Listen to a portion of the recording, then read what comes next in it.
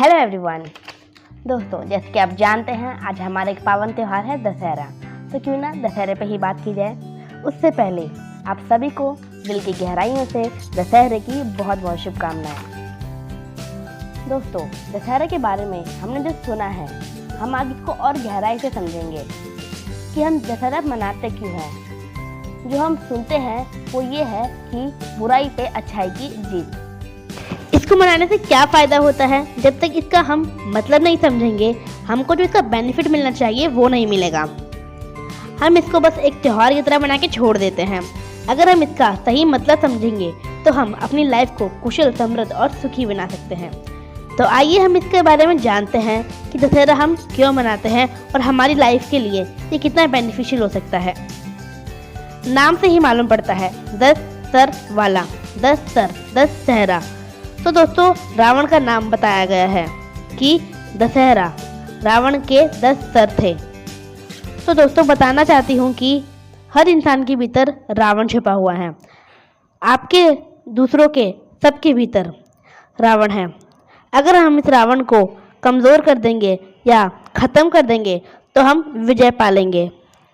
तो मैं आपको बताती हूँ वो 10 सर कौन कौन से हैं जो हमारे अंदर हैं, और वो 10 बुराइयाँ कौन सी है जिसको हम कैसे हटा सकते हैं, कैसे इन पर जीत हासिल कर सकते हैं, और उन बुराइयों से हमारी ज़िंदगी को कितना नुकसान होता है ये मैं आपको डिटेल में बताऊंगी।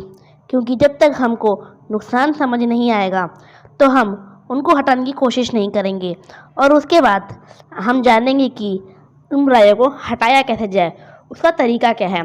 तरीका बड़ा सिंपल है दोस्तों, बस उसे आजमाना पड़ेगा। अगर ऐसे आप करते हैं तो इससे अपनी ज़िंदगी में चमत्कार की तरह देखेंगे। आपकी लाइफ कंफर्ट होगी, सुखी, समृद्ध और कुशल होगी। तो दोस्तों, जो सबसे पहली बुराई हम लेते हैं वो है क्रोध। क्रोध दोस्तों, क्रोध इंसान की बर्बादी का सबसे बड़ा कारण है। वो अपनी विवेक बुद्धि खो देता है। क्रोध में वो ऐसे डिसीजन ले लेता है जो उसको बर्बाद कर देते हैं। आज दशहरा है तो हम रावण का ही एग्जाम्पल लेंगे। तो रावण की बहन शूर्पणखा ने रावण को आकर बोला कि भैया, आप लंका के राजा हो, कितने ताकतवर और शक्तिशाली हो, और आपकी बहन की किसी वनवासी ने नाक काट दी और मैं बहुत अपमानित हुई हूँ, और इसमें आपका भी बहुत अपमान हुआ। मुझे मेरे अपमान का बदला चाहिए। तो तुरंत ही रावण ने क्रोध में आकर ये डिसीजन लिया कि सीता का हरण कर लिया जाए। तो रावण का ये डिसीजन कि सीता का हरण कर लिया जाए, जो जगत माता थी, राम भगवान की वाइफ थी, यही उसका डिसीजन उसकी विनाश का कारण बन गया। अगर उसकी जगह वो धैर्य और संयम से काम लेता और सोचता कि गलती मेरी बहन की है या वनवासी की, तो शायद वो अपनी बहन को ही दंडित करता। पर उसने क्रोध में डिसीजन लिया और वो डिसीजन उसके बर्बादी का कारण बन गया। दोस्तों, क्रोध हम सबके अंदर है, किसी में कम है तो किसी में ज़्यादा। तो क्रोध को रोककर सही चीज़ का, सही कारण का पता लगाना चाहिए और धैर्य और संयम के साथ डिसीजन लेना चाहिए। तो दोस्तों, जो दूसरी बुराई है वो है चिंता, यानी कि टेंशन। तो दोस्तों, जैसे कि आप सब जानते हैं कि चिंता और चीता में केवल एक पॉइंट का फर्क है। तो चिंता शब्द चीता से ही बना हुआ है। चीता मुर्दे को जलाती है और चिंता जिंदा आदमी को। चिंता दोस्तों 90% ऐसी होती है जो हमारे गलत डिसीजन से हम उलझन पाल लेते हैं, और दुनिया में सबकी लाइफ में प्रॉब्लम है। ऐसा कोई नहीं जिसकी लाइफ में प्रॉब्लम ना हो। सबकी अलग अलग है और सबको है, और प्रॉब्लम कभी भी टिकती नहीं है। एक जाती है तो दूसरी आती है, दूसरी आती है तो तीसरी आती है। ये सिलसिला ऐसे ही चलता रहता है, ये क्रिया बनी रहती है। तो हर जिंदगी में प्रॉब्लम है। तो इन प्रॉब्लम की वजह से जो हम चिंता में पड़ जाते हैं, उस चिंता का समाधान है चिंतन। दोस्तों, ऐसी कोई प्रॉब्लम नहीं दुनिया में जिसका समाधान ना हो, पर हम प्रॉब्लम में फंस जाते हैं तो हम उसकी चिंता में पड़ जाते हैं। जब हम किसी प्रॉब्लम में फंसने के बाद उसकी चिंता ही करते रहते हैं, हम उसका चिंतन नहीं करते, यानी कि हम उसका समाधान पर गौर नहीं करते। हमको इस बात का मालूम होना चाहिए कि हर बात का समाधान है। अगर हम हर प्रॉब्लम का समाधान खोजेंगे तो हम हर चिंता से मुक्ति पा सकते हैं या चिंता पर विजय पा सकते हैं। जो तीसरी बुराई है वो है लालच। दोस्तों, आपने खुद भी नोटिस किया होगा कि आदमी उलझन में कब फंस जाता है, जब वो किसी लालच में आ जाता है। दोस्तों, सृष्टि के नियम को समझना है हमें कि हम करेंगे तो पाएंगे, वो ही सही है। बिना कुछ किए शॉर्टकट से जो भी हमारे पास आता है वो हमारे लिए मुसीबत, तनाव और उलझन ही पैदा करता है। तो हमेशा ध्यान रखना चाहिए कि आप जो कर रहे हो वो जायज़ तरीके से हमारे पास आ रहा है कि नहीं, गलत तरीके से तो नहीं आ रहा। वो आपके घर में, परिवार में सुख समृद्धि पैदा करेगा। कच्चा लालच हमें फंसा देता है, तो हमको विजय पानी है लालच पे। सही तरीके से सही फल मिल रहा है, सही काम का सही रिजल्ट आ रहा है, सही काम का सही पैसा आ रहा है, अगर आपकी सही तरक्की हो रही है तो वो आपको इस उलझन से दूर रखेगा, वो आपको इस लालच से दूर रखेगा। तो लालच को अपनी ज़िंदगी से हटा के ईमानदारी को अपनी ज़िंदगी में अपनाएं, तभी हम लालच पर विजय पा सकते हैं। चौथी बुराई है वो है डर। डर दोस्तों, डर हमारी ज़िंदगी को बर्बाद करके रख देता है। डर भी दो टाइप के होते हैं, एक जायज़, दूसरा नाजायज़। हमें जायज़ डर से तो डरना चाहिए, मगर जो नाजायज़ डर होता है वो डर होता ही नहीं, उसको हम झेलते हैं और वो हमारी लाइफ को बर्बाद कर देता है। हमको इस डर से विजय पाना है। जायज़ डर वो होता है कि अगर कोई जहरीला सांप हम अपने हाथ में पकड़ लें तो उससे हमें डरना चाहिए। चलती हुई बिजली का तार, खुला तार, उसको हम अगर पकड़ लें तो उससे हमें डरना चाहिए। पर जो झूठे डर होते हैं, जो डर है ही नहीं, उन डर में जीने से हमारी ज़िंदगी तबाह हो जाती है। जैसे कि नई सिटी में जाके नया काम खड़ा करने का डर। जैसे हम अंधेरे से डरते हैं, जबकि अंधेरे में होता कुछ नहीं, मगर अंधेरा होने के कारण हमें डर लगता है।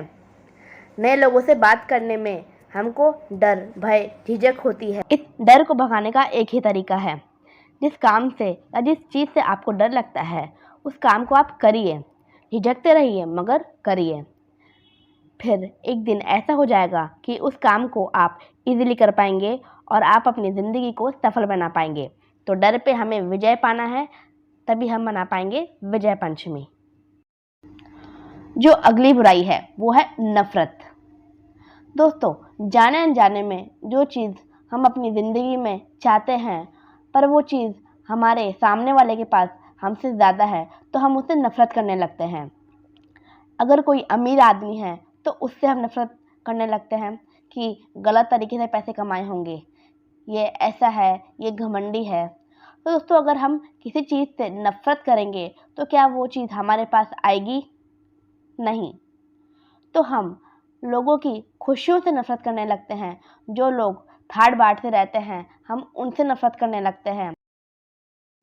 हम सृष्टि की कई सारी चीज़ों से नफ़रत करने लगते हैं जो सृष्टि ने बनाई है। जो सृष्टि ने बनाई है वो सृष्टि को प्यारी है, हम उन चीज़ों से नफ़रत करने लगते हैं। तो हमारे अंदर ये नफ़रत का जो ज़हर है वो ऐसा होता है कि एक दिन हमारी ज़िंदगी में ही ज़हर भर जाता है।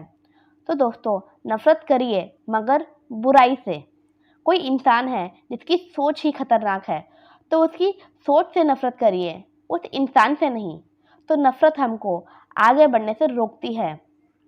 तो हमको नफ़रत पे विजय पानी है, तो उसका एक ही फॉर्मूला है कि आपको हर चीज़ में अच्छाई देखनी है कि दुनिया में ऐसी कोई चीज़ नहीं या कोई इंसान नहीं जिसमें कोई अच्छाई ना हो। तो हमें उनकी अच्छाइयों और उनके गुणों पे गौर करना है। अगर हम ऐसा करेंगे तभी हम नफरत पे विजय पाएंगे। छठा और अगला है संगत। दोस्तों, संगत का हमारी लाइफ में लिमिट से ज़्यादा असर आता है। जैसे कि आपने सुना होगा, जैसी संगत वैसी रंगत। हम जैसी संगत में रहेंगे हम भी वैसे ही बन जाएंगे। और रावण के विनाश का कारण भी यही था कि अत्यंत बुद्धिमान होकर भी उसकी संगत राक्षसों की थी, और राक्षसों के प्रवृत्ति के कारण उसने गलत डिसीजन लेके अपना खुद का विनाश कर लिया। और एक तरफ उनका भाई, वो भी एक राक्षस था, पर वो राक्षसों के साथ रहकर भी वो भगवान की, राम की पूजा पाठ में व्यस्त रहता था। तो वो हमेशा बुरी संगत से दूर रहकर एक अच्छा इंसान बना, और वो ही आगे जाके लंका का राजा बना। तो आपको ये जानना है कि आप अपनी लाइफ में क्या बनना चाहते हो, क्या करना चाहते हो। कि जैसा आप बनना चाहते हो आपकी वैसी संगत करनी पड़ेगी। तो चेक कर लीजिए कि आप क्या चाहते हो और क्या उसके हिसाब से आपकी संगत है या नहीं। और सातवीं बुराई है शिकायत। दोस्तों, हमारे अंदर जितनी शिकायत रहेगी हमारी ज़िंदगी उतनी ही बर्बाद होती रहेगी। हमारे अंदर खासकर गरीब लोगों में शिकायत सबसे ज़्यादा प्रबल होती है। तो जितना गरीब होता है उसमें उतनी ज़्यादा शिकायत प्रबल होती है। उनको हमेशा भगवान से शिकायत, सृष्टि से शिकायत, माँ बाप से शिकायत, लोगों से शिकायत, उनके अंदर हर जगह शिकायत ही शिकायत भरी होती है। और जैसा जैसा शिकायत बढ़ती जाएगी वो आपकी ज़िंदगी को बर्बाद करके रख देगी। शिकायत का आपको एक छोटा सा एग्जाम्पल देना चाहूँगी। समझो कि हमारा बहुत सुंदर चेहरा है, मगर उस पर एक छोटा सा पिंपल आ जाए तो हम उस सुंदरता को भूल के उस पिंपल पे गौर करने लगते हैं, उसकी शिकायत करने लगते हैं। हमारा इतना सुंदर शरीर है पर इसमें छोटी सी भी कमी हो तो हम उस चीज़ को हाईलाइट करने लगते हैं। तो उसी तरह सृष्टि ने हमें बहुत कुछ दिया है, और अगर एक दो चीज़ की कमी छोड़ दी है तो जो दिया है उस पर हम गौर नहीं करेंगे, हम उसकी कमी पर गौर करने लगते हैं, हम उसकी बुराइयां ढूंढने लगते हैं। हम हमेशा ऐसी चीज़ों पर गौर करते हैं जो छोटी है, पर हम उसे बड़ा करके बैठ जाते हैं। और जो हमको मिल रहा है, जो हमको दिया है, उस पर हम गौर नहीं करते। जैसे जैसे हमारी शिकायतें बढ़ती है हमारी ग्रोथ कम होती जाती है, हम बर्बादी की तरफ बढ़ते चले जाते हैं, और हमें पता भी नहीं चलता कि हमारी बर्बादी किस कारण हुई है, जिसकी सबसे बड़ी वजह है शिकायत। तो दोस्तों, शिकायत पे विजय पाने के लिए हमें उनकी अच्छाइयाँ देखनी है। हमें जो मिला है सृष्टि से, समाज से, हमारे माँ बाप से, हमें उनका आभार व्यक्त करना है, हमें उनकी अच्छाइयों को देखना है, हमें उनका दिल से शुक्रिया करना है। जब हम शुक्रिया कहेंगे, जब हम आभार व्यक्त करेंगे तो हमारे पास हमारी पॉजिटिव चीज़ें और बढ़ती जाएंगी, ये निश्चित है। तो आप अपनी ज़िंदगी को कुशल सुखी बनाना चाहते हो तो शिकायत पे काबू पाइए और उसकी जगह आभार व्यक्त कीजिए। तो आठवां है घमंड। रावण को भी घमंड था। दोस्तों, घमंड हमको अच्छे काम करने से रोक देता है। हमें जब घमंड आता है तो हम लोगों को तिरस्कार करने, अत्याचार करने, उनको नीचा दिखाने, उनका अपमान करने में लग जाते हैं। दोस्तों, हमें जब घमंड से दूर रहकर शालीनता और संस्कार से काम लेना है। फिर भी दोस्तों, अगर कभी आप में घमंड आ जाए तो शमशान का एक चक्कर लगाना, वहाँ पर आपसे भी महान महान व्यक्ति धूल मिट्टी में मिले पड़े हैं। और दोस्तों, घमंडी व्यक्ति दूसरों की नज़रों में भी गिरा हुआ होता है, उसको कोई पसंद नहीं करता, लोग उसकी पीठ पीछे उसकी बुराई करते हैं। इसलिए दोस्तों, हमें कभी घमंड नहीं करना, हमें हमेशा शालीनता से काम लेना है। तो दोस्तों, अगला है नज़रिया। नज़रिए से हमारी लाइफ में बहुत फ़र्क पड़ता है। दोस्तों, दुनिया में कोई भी घटना अच्छी बुरी नहीं होती, हमारा देखने का नज़रिया अच्छा बुरा होता है कि हम उसमें क्या देख रहे हैं। तो हम हर नेगेटिव में भी पॉजिटिव निकाल सकते हैं। नेगेटिव तो असल में है ही नहीं, जब आपको लग रहा है तो वो बस आपको लग रहा होता है, उसमें बहुत सारी पॉजिटिव चीज़ें होती हैं। तो हमें हमेशा पॉजिटिविटी देखनी है, इंसान में हो चाहे सृष्टि में चाहे लोगों में। हमको अपने नज़रिए को पॉजिटिव करना है। नेगेटिव नज़रिया हमारी ज़िंदगी को बर्बाद करके रख देता है, हमारा घर, सुख, चैन सब छीन लेता है। तो हमें हमारे नज़रिए को हमेशा सबके प्रति पॉजिटिव बनाए रखना है। तो दोस्तों, last but not the least, ईर्ष्या, जलन। दोस्तों, ईर्ष्या और जलन दोनों ही बहुत खतरनाक चीज़ है हमारी ज़िंदगी के लिए। अगर कोई भी चीज़ दूसरों के पास हमसे ज़्यादा है तो हमको जलन होने लगती है। वो इसलिए होती है क्योंकि हम वो चीज़ चाहते हैं और वो हमारे पास नहीं। तो दोस्तों, सृष्टि के नियम को समझना पड़ेगा कि अगर आप सक्सेसफुल लोगों से जलन करेंगे तो क्या सक्सेस आपको पसंद करेगी? नहीं करेगी, वो आपसे दूर चली जाएगी। किसी की ताकत से जलन करोगे तो ताकत भी आपसे दूर चली जाएगी। तो दोस्तों, जो भी आप पाना चाहते हो उससे ईर्ष्या, जलन मत पैदा करिए। आप उसको पॉजिटिवली देखिए कि वो ताकतवर बन सकता है, वो अमीर बन सकता है, वो सक्सेसफुल बन सकता है। तो वो कैसे बना और उससे बेटर करके मैं कैसे बन सकता हूँ। अगर आप ईर्ष्या, जलन पे काबू पाकर उसे धैर्य और संयम से विचार करेंगे तो आपकी ज़िंदगी में बहुत कुछ 100% पॉजिटिव होगा। तो ईर्ष्या से भी हमेशा बच के रहिए। तो दोस्तों, अगर इस विजयदशमी पर जो 10 बुराइयां रावण में थी, अगर उनमें से कुछ आप में भी है तो उन बुराइयों पर विजय पाओ और दशहरा धूमधाम से मनाओ। दोस्तों, अगर आपको मेरी वीडियो पसंद आई हो तो इसको लाइक, सब्सक्राइब और शेयर ज़रूर करें। Thanks for watching.